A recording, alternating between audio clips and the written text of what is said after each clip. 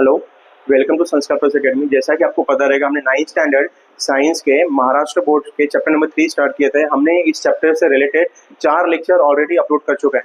अगर आपने वो वीडियोस नहीं देखे तो आप जल्दी से जाके देख लीजिए, तो ही ये समझ में आएगा। इसके पहले वाले लेक्चर में हमने हमारा जो सबसे लास्ट का टॉपिक था, हमने वहाँ पे डिस्कस किया था कि सीरीज जब हमारे रजिस्टेंस रहेंगे, मैं कब बोलूँगा कि रजिस्टेंस पैरेलल में अरेंज है या रजिस्टेंस सीरीज में अरेंज है। अब इसी टॉपिक के हिसाब से मैं आपको ये कन्विंस करने का ट्राई करूंगा कि हमारे घरों में कौन से टाइप के, या मैं बताने का ट्राई करूंगा कि हमारे घरों में कौन से टाइप के कनेक्शन होते हैं, सीरीज में तो अरेंज होते हैं कि पैरेलल में अरेंज होते हैं। अगर सीरीज में तो सीरीज में होते तो क्यों होते हैं, या पैरेलल में होते तो क्यों होते हैं। इस टॉपिक से related whatever type of question might arise, I try to answer it, I try to convince you.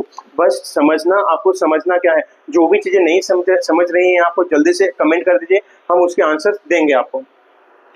तो आज जो हमारा चैप्टर स्टार्ट होने वाला है उसका नाम है करंट इलेक्ट्रिसिटी और लेक्चर नंबर 5। यहाँ पे हम देखने वाले हैं सबसे पहला जो हमारा टॉपिक है, टॉपिक का नाम है अरेंजमेंट और कॉम्बिनेशन ऑफ रेजिस्टेंस। कि रेजिस्टेंस को आप कैसे कैसे कंबाइन कर सकते हैं या कैसे कैसे अरेंज कर सकते हैं। तो हमारा जो सबसे पहला टॉपिक है, पहला टाइप होगा, वो होगा सीरीज कॉम्बिनेशन। कैसा होगा? सीरीज कॉम्बिनेशन और सीरीज अरेंजमेंट। मैं आपको ज्यादा एग्जांपल से नहीं दूंगा, मैं बस दो रेजिस्टेंस से समझाने का ट्राई करूंगा। मैं अगर आपको नहीं समझेगा तो मैं 3 से 4 एग्जांपल मैं अपनी तरफ से फुल्ली आपको कन्विंस करने का ट्राई करूंगा। आप समझिए जरा क्या है। मैं यहाँ पे 2 रेजिस्टेंस ले रहा हूं। मैं एक है रेजिस्टेंस R1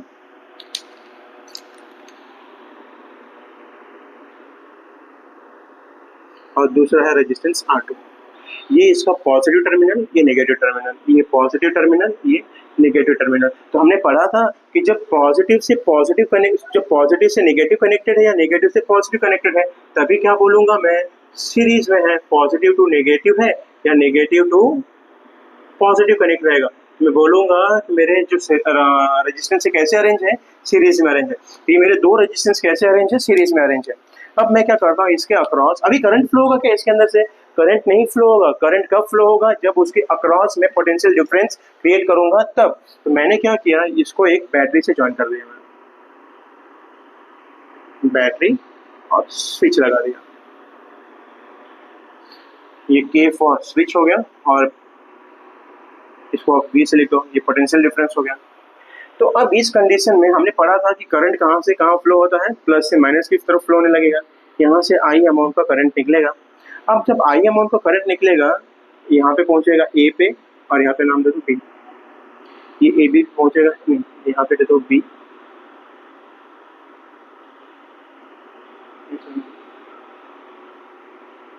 B, यहाँ पे C और यहाँ पे D। ये पॉइंट्स है। अब जब करंट, ये I अमाउंट का करंट निकला, यहाँ जब पहुंचेगा तो it has only single path, इसके पास सिंगल पाथ है। तो R1 से जो करंट पास होगा वो I1 होगा, और यही करंट आगे जाएगा तो यहाँ पे क्या करंट पास होगा, I2। आप समझना यहाँ पे, हियर करंट तो एक ही जा रहा है ना। यहाँ पे I1 plus I1 is equal to I2 के बराबर रहेगा, और यही पूरा किसके बराबर रहेगा, मेन करंट के, क्योंकि यही करंट तो पास हो रहा है इनके चारों तरफ से। तो यहाँ पे मेन कंडीशन क्या होगा, जो I1 I2 है किसके बराबर रहेंगे, मेन AC करंट के बराबर रहेंगे। लेकिन हमने फ्रॉम ओम्स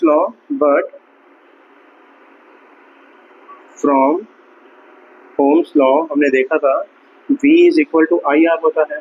अगर हमारा करंट सेम हो गया, मतलब पोटेंशियल डिफरेंस रेजिस्टेंस के ऊपर डिपेंड करेगा ना, कि जितना अगर पोटेंशियल डिफरेंस अलग रहे, रेजिस्टेंस के ऊपर अगर रेजिस्टेंस बढ़ेगा तो पोटेंशियल डिफरेंस बढ़ेगा, रेजिस्टेंस कम तो पोटेंशियल डिफरेंस कम रहेगा। ये तो अब देखो R1 और R2 है, मतलब दोनों का रेजिस्टेंस का वैल्यू अलग अलग है।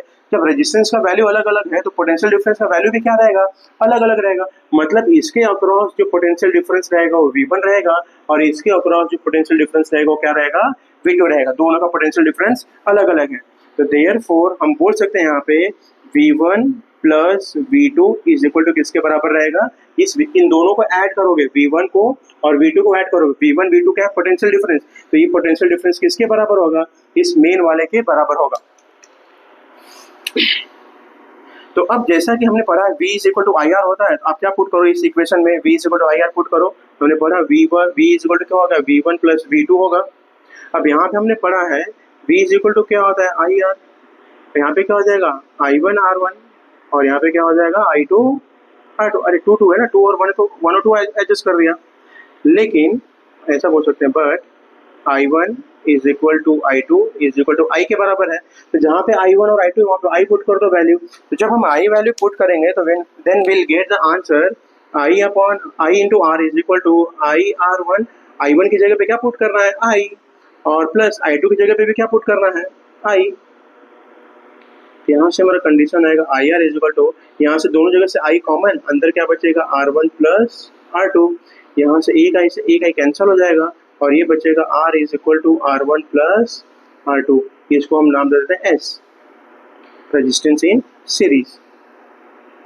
मतलब इस दो सर्किट का जो दो रेजिस्टेंस का जो सर्किट था, अगर उसको मुझे एक सर्किट बनाना है, इससे जो सर्किट मेरा बनेगा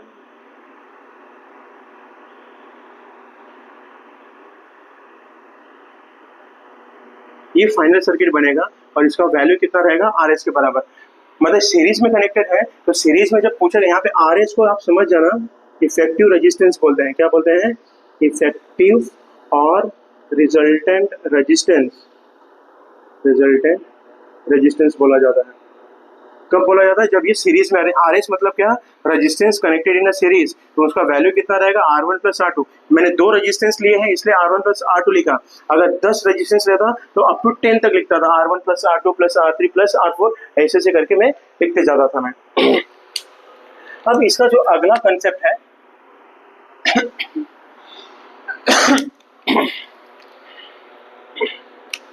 वो है बी पार्ट, और बी पार्ट में होने वाला है पैरेलल अरेंजमेंट।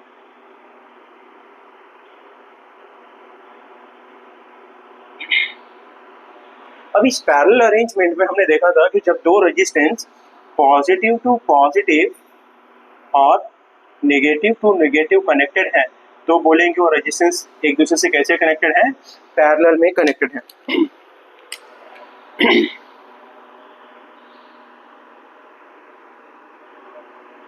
इसको ले लेते हैं R1, इसको ले लेते हैं R2। ये दो रेजिस्टेंस है, प्लस माइनस प्लस माइनस। अब मैंने क्या किया, इनके अक्रॉस पोटेंशियल डिफरेंस क्रिएट किया।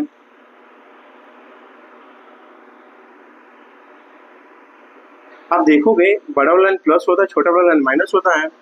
तो जो छोटा वाला लाइन है वो नेगेटिव टर्मिनल है, मतलब ये भी कौन सा टर्मिनल है, नेगेटिव, और ये वाला लाइन पॉजिटिव से कनेक्टेड है, ये कौन सा टर्मिनल है, पॉजिटिव।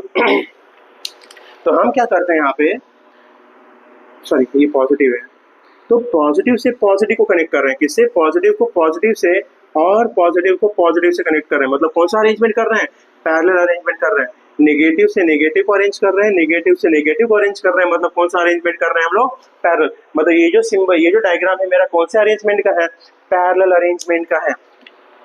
अब यहाँ से जब करंट निकलेगा I, तो जब जैसे ही पॉइंट A पे पहुंचेगा, A पे पहुंचने के बाद इसके पास दो रास्ते हैं, यहाँ से I1 अमाउंट का करंट पास होगा और यहाँ से I2 अमाउंट का करंट पास होगा।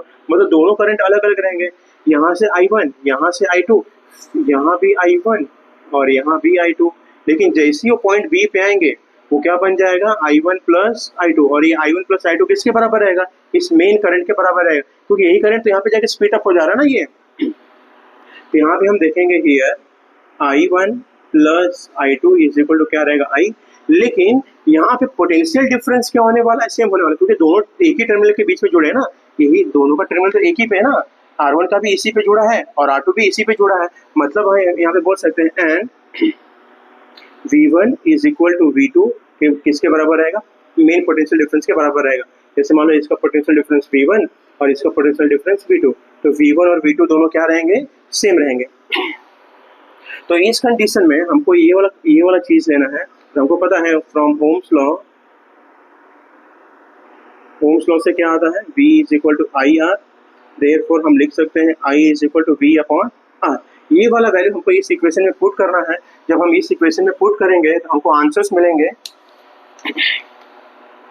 I1 I की जगह पे डालो वैल्यू, तो I की जगह पे जब डालोगे तो बनेगा V अपॉन R। मैं फिर से लिखा था देखना, I is equal to I1 plus I2 के बराबर होगा, लेकिन I का वैल्यू अपने पास आया है V अपॉन R। यहाँ पर हो जाएगा V1 upon R1 plus V2 upon R2 के बराबर हो जाएगा।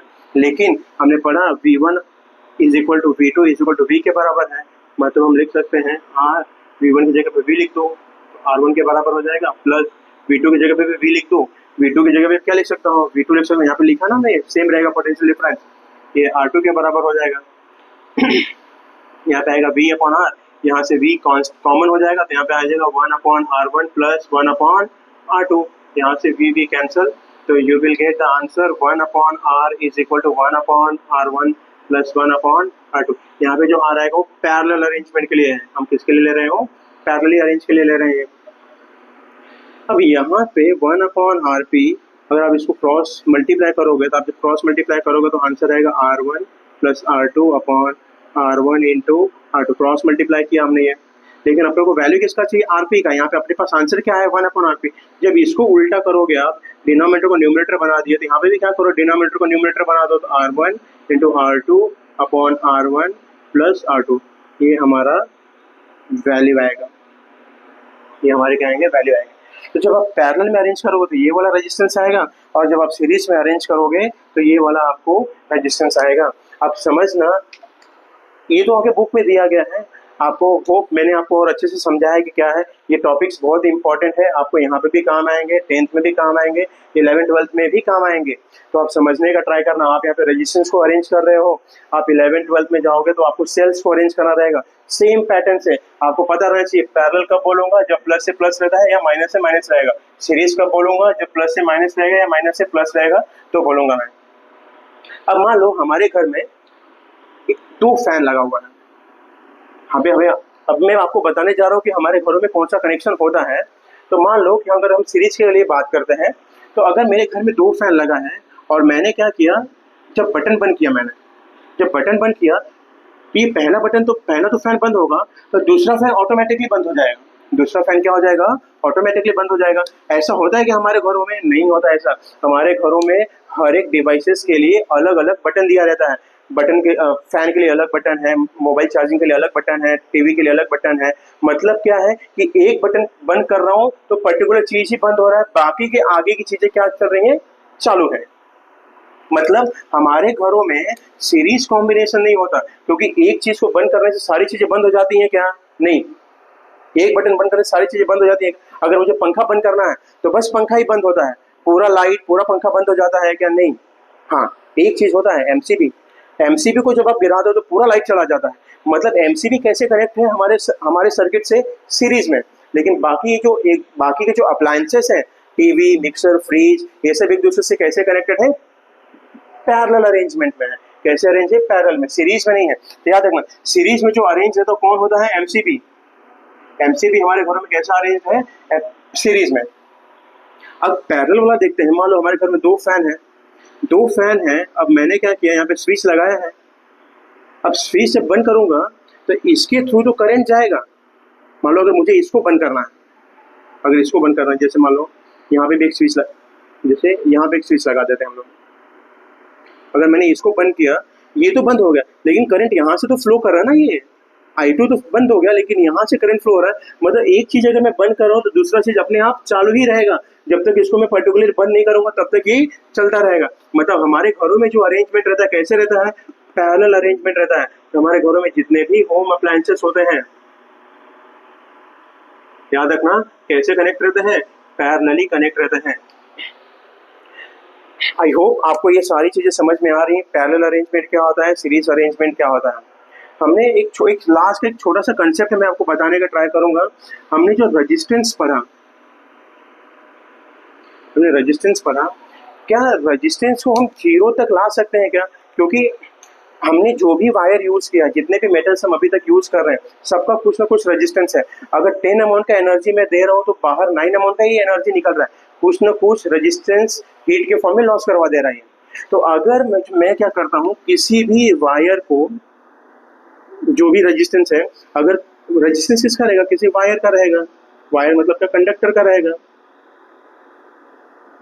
अगर मैं किसी कंडक्टर को मैं क्या करता हूँ, 0 केल्विन तक हीट करता हूँ, क्या करता हूँ मैं, 0 केल्विन पे हीट करूंगा तो इसका रेजिस्टेंस ना, याद रखना, मैं किसी भी वायर को, अगर ओके नहीं लिखा है यहाँ, क्या 0 केल्विन लिखा है, 0 केल्विन तक क्या करूंगा, हीट करूंगा, तो ये कंडक्टर का रेजिस्टेंस कितना हो जाता है, इस कंडक्टर का रेजिस्टेंस हो जाता है 0। कंडक्टर का रेजिस्टेंस जब 0 हो जाएगा तो उस कंडीशन में जो रेजिस्टेंस है, जो रेजिस्टेंस 0 हो गया, उस कंडीशन में जो कंडक्टर रहेगा वो बन जाता है सुपर कंडक्टर। क्या बन जाता है, सुपर कंडक्टर। यही था लास्ट टॉपिक। और ये सुपर कंडक्टर आपने बहुत जगह वर्ड सुने रहेंगे, जो मॉडर्न कंप्यूटर्स हैं, मॉडर्न लैपटॉप्स हैं, उसके अंदर सुपर कंडक्टर्स का यूज़ किया जाता है। इंडस्ट्रीज में सुपर कंडक्टर का यूज़ किया जाता है हीट लॉसेस को कम करने के लिए। तो यहाँ तक हमने जितने भी इस चैप्टर में थियरी टॉपिक्स हैं हमने सब कवर किया है। If you got any doubt while studying, while watching the video, तो just comment your doubts, I try to convince, I try to make your answers correctly. तो जल्दी से आप इसको कॉपी कर लीजिए। हम मिलते हैं न्यूमेरिकल वाले पार्ट्स में।